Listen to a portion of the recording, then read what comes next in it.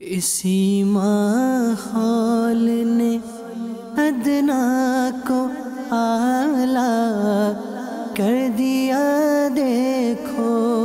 حضرت زکریا علی نبینا علیہ السلام، حضرت سلیمان علی نبینا علیہ السلام کی اولاد سے تھے، بڑھائی کا کام کرتے تھے۔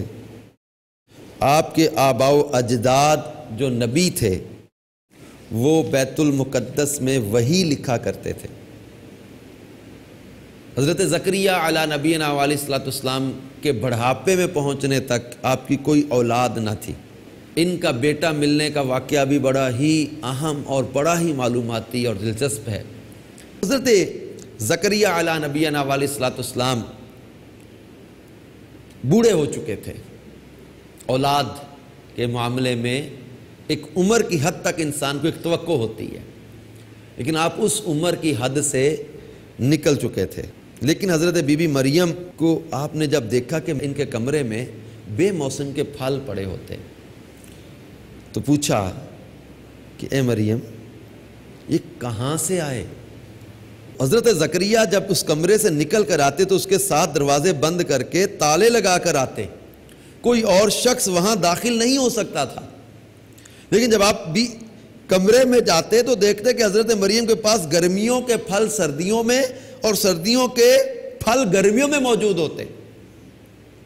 تو فرمایا قال یا مریم انا لکی ھذا، اے مریم یہ کہاں سے آتے ہیں؟ تو یہ تعجب کی وجہ سے تھا کہ یہ بے موسم کے پھل حضرت بی بی مریم کے پاس ہونا، یہ حضرت بی بی مریم کی کرامت ہے۔ اس آیت سے کرامات اولیاء کا بھی ثبوت ہے کہ اللہ اپنے ولیوں کو کرامات بھی عطا کرتا ہے۔ حضرت بی بی مریم پیغمبر نہیں ہیں، اللہ کی ولیہ ہیں۔ تو حضرت بی بی مریم کے پاس بے موسم کے پھلوں کا آنا اور تالے لگے ہوئے کمرے کے اندر آ جانا، اب یہ حضرت بی بی مریم کی کرامت ہے۔ تو حضرت بی بی مریم کے پاس بے موسم کے پھل دیکھ کے حضرت زکریا علی نبینا علیہ السلام جب پوچھتے اے مریم یہ کہاں سے آئے، تو آپ فرماتی قالت ہوا من عند اللہ، انہوں نے کہا وہ اللہ کی طرف سے ہے۔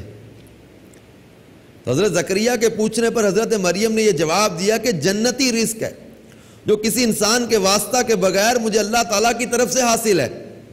تو حضرت مریم نے کہا اپنے بندوں میں اللہ تعالیٰ جسے پسند فرماتا ہے انہیں کسی انسان کے وسیلہ کے بغیر ہی رزق عطا فرماتا ہے، جو اپنی وسعت کے پیش نظر بے حساب ہوتا ہے۔ تو اللہ تبارک و تعالیٰ نے حضرت زکریا علی نبینا علیہ السلام کے دل میں یہ اولاد کی خواہش ڈال دی۔ اور یہ میٹھے پیارے اسلامی بھائیوں اور مدنی چینل کے ناظرین، اللہ تبارک و تعالیٰ جل جلالہ کا حضرت زکریا علی نبینا علیہ السلام پر انعام تھا، کیونکہ یہ جب انہوں نے بے موسم کے پھل حضرت بی بی مریم کے پاس دیکھے تو آپ کے دل میں بھی خواہش پیدا ہوئی کہ جو رب بے موسم کے پھل بی بی مریم کو عطا کر سکتا ہے، کیا وہ مجھے اس بڑھاپے میں اولاد نہیں عطا کر سکتا؟ حضرت زکریا علی نبینا علیہ السلام نے جب بے موسم کے ان پھلوں کو دیکھا تو پھر دل میں اولاد کی دوبارہ دعا کی خواہش پیدا ہوئی۔ برسوں سے دل میں تمنا تو تھی اور اللہ تعالیٰ سے دعا بھی مانگی، مگر خدا کی شان بے نیازی کے باوجود اس کے اب تک ان کو کوئی بیٹا نہیں ملا تھا۔ جب انہوں نے حضرت مریم کی محراب میں یہ کرامت دیکھی کہ اس جگہ بے موسم کا پھل آتا ہے، تو اس وقت ان کے دل میں یہ خیال ہے کہ اب میری عمر اتنی ضعیفی کی ہو چکی ہے کہ اولاد کے پھل کا موسم ختم ہو چکا، مگر وہ اللہ جو مریم کی محراب میں بے موسم کے پھل عطا کرتا ہے وہ قادر ہے کہ مجھے بے موسم کے اولاد کا پھل عطا فرما دے۔ چاچہ آپ نے محراب مریم میں دعا مانگی، جس کو اللہ تبارک و تعالیٰ نے قرآن پاک میں کچھ یوں بیان فرمایا، ہنالک دعا زکریا ربہ قال رب ہب لی من لدنک ذریۃ طیبہ انک سمیع الدعاء فنادته الملائکة وهو قائم يصلي في المحراب ان اللہ یبشرک بیحییٰ ان اللہ یبشرک بیحیی مصدقا بکلمۃ من اللہ وسیدا وحصورا ونبیا من الصالحین۔ ترجمہ کنز الایمان۔ یہاں پکارا زکریا اپنے رب کو، یعنی یہ وہ سورہ آل عمران کی انہی آیات کا تسلسل ہے جن میں فرمایا کہ جب زکریا اس کے پاس اس کی نماز پڑھنے کی جگہ جاتے، اس کے پاس نیا رزق پاتے، کہا اے مریم یہ تیرے پاس کہاں سے آیا؟ بولی وہ اللہ کے پاس سے ہے، بے شک اللہ جسے چاہے بے گنتی دے۔ یہاں پکارا زکریا اپنے رب کو، بولا اے میرے رب مجھے اپنے پاس سے دے ستھری اولاد، بے شک تو ہی ہے دعا سننے والا۔ تو فرشتوں نے اسے آواز دی اور وہ اپنی نماز کی جگہ کھڑا نماز پڑھ رہا تھا۔ بے شک اللہ آپ کو مژدہ دیتا ہے یحییٰ کا، جو اللہ کی طرف کے ایک کلمہ کی تصدیق کرے گا، اور سردار اور ہمیشہ کے لیے عورتوں سے بچنے والا، اور نبی ہمارے خاصوں میں سے۔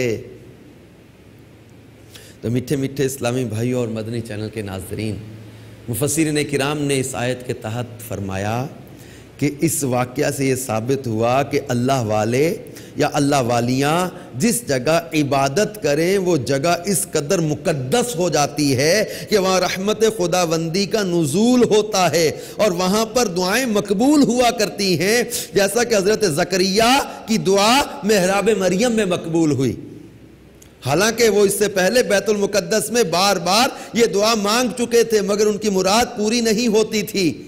تو یہ جہاں اللہ تعالیٰ کے مقبول بندے اور مقبول بندیاں چند دن بیٹھ کر عبادت کریں، جب ان جگہوں پر دعائیں مقبول ہوتی ہیں تو ان مقبولان بارگاہ الہی کی قبروں کے پاس جہاں ان بزرگوں کا پورا جسم سال ہا سال تک رہا ہے، وہاں بھی ضرور دعائیں قبول ہوں گی۔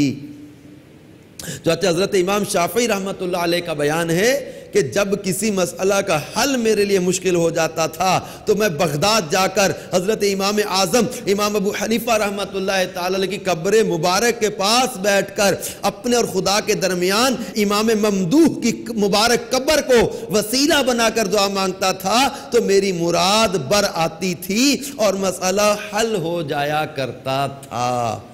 اسی ماحول نے ادنا کو اعلیٰ کر دیا دیکھو۔